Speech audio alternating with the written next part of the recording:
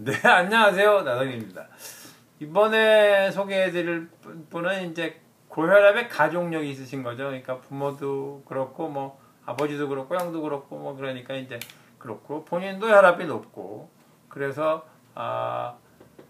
이제 두통도 있고, 뭐, 뒷골이 뻗치기도 하고, 그래서 이제 어떻게 하면 좋으냐, 이런 질문을 하셨죠. 근데 고혈압에 있어서는 몇 가지 꼭 알아두셔야 될 게 있습니다. 고혈압은 어찌 보면 그 질병이라기보다는 질병이긴 하죠. 그렇지만은 그 몸의 일종의 반응입니다. 그러니까 어떤 스트레스를 받거나 긴장을 받았을 때 몸이 스스로 혈압을 높이는 거죠. 고혈압은 뭐 유전적인 경향이 어느 정도 있겠죠. 그러니까 부모로부터 뭐 유전자를 받으니까 뭐 유전이 어느 정도 되겠지만 인간의 유전학은 아직 그렇게 많이 밝혀진 게 아니고요. 유전자 지도는 밝혀졌는데 거기서 유전학은 아직도 좀 많이 모르는 부분이 많이 있고, 또 고혈압은 90%가 본태성 고혈압입니다. 이디오패식이라고 말을 하기도 하는데, 본태성 고혈압이라는 것은 그냥 원인을 잘 모르고 본인이 네가 이렇게 생겨먹었다 이런 뜻입니다. 그러니까 잘 모르는데 아마 거의 원인은 스트레스 때문에 생기는 것이다. 그리고 예를 들면 시골 사람과 도시 사람의 혈압을 비교해보면 도시 사람 혈압 평균이 한 20 높습니다. 그러니까 도시 사람이 그런 긴장도가 높고 좀 삶의 속도도 빠르고 걸음걸이도 좀 빠르고 만나는 사람도 좀 많고 뭐 전화도 좀 더 많이 받고 아무튼 인구 밀도가 높으니까 더 많은 그런 활동을 생각할 것 좀 많고 그런 거죠. 조금 더 많이 돌고 있는 거지, 몸이 많이 움직이고 있는 거. 그래서 혈압이 높아지는 거거든요. 그러니까 그런 스트레스가 혈압을 높인다는 건 뭐 굉장히 중요하죠.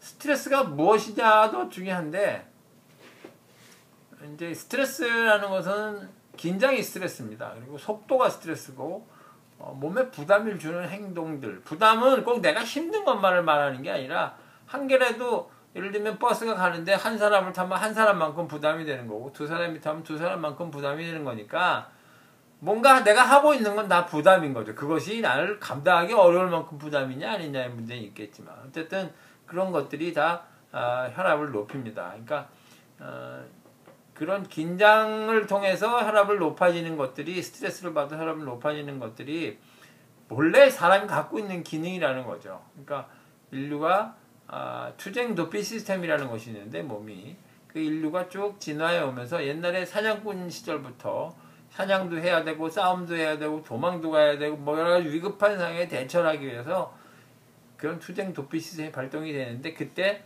그런 항스트레스 호르몬이라는 아드레날린이나 코티솔 같은 게 나오고 그것들이 나와서 혈압을 높이고, 그때 혈압이 높아지는 겁니다. 그리고 혈당을 높이고, 그래서 에너지 공급하고, 그리고 심장 박동도 빨라지고 호흡도 좀 빨라지고 뇌도 좀 빨리 돌고 눈도 좀 밝아지고 사람이 기민해지는 거죠. 막 기민하게 잘 움직이고 대처할 수 있게 되고, 그렇게 되는 거예요. 그래서 생존에 필요한 굉장히 중요한 기능이긴 합니다. 그런데 이것들이 늘 만성적으로 있으면 이제 그거는 오래 살지 못하니까 문제가 되는 거죠. 그러니까 만성적으로 있으면 안 되고 떨어져야 되는데, 스트레스가 계속되면 혈압이 계속 높다. 그러니까 이제 병이 된다는 거죠.